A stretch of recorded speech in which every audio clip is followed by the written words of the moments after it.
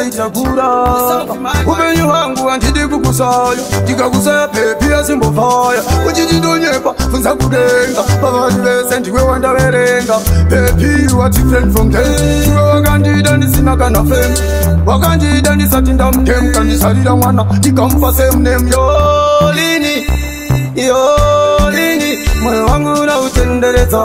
ndikakusaya sinosungurudza eyolini bebi wangu yolini moyo wangu nautenderedza andibirire ndokutsa ariangeziripayasi wakandida ndisati ndaploti ndisati ndane mari kana yekutenga shoti mazuva iwayo ndiri kuchuspoti ndanga ndisati ndareba ndikiri very short ona vatini warudo redu semagesi bebi riri kukwina vaivaya vese vanoda kubvunza vachatiniwa vachinzwa motakutinira hanzi yakaenda josa vamwe vachiti yakaenda mosa nokuda bebi achimbosireka nguva yese ndiwe wandaitsaka rudo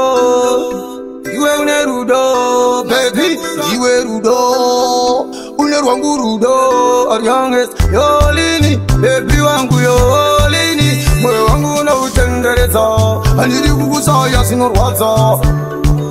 upenyu hwangu handidi kukusaya ndikakusaya pepi yasimbofaya uchitindonyepa funza kudenga pavanhu vese ndiwe wandaverenga pepi what different from them iwe wakandida ndisina kana fem wakandida ndisati ndamtem kandisarira mwana ndikamupa semnem yolini yolini moyo wangu unautenderedza ndikakusaya sinosungurudza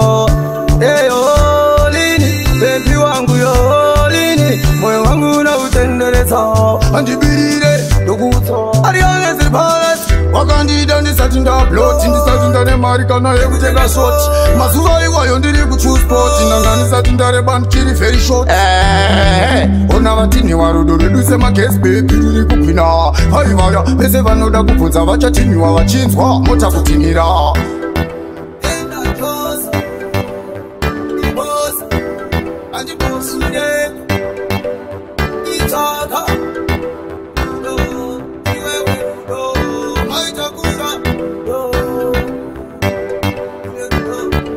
yolini bebi wangu yo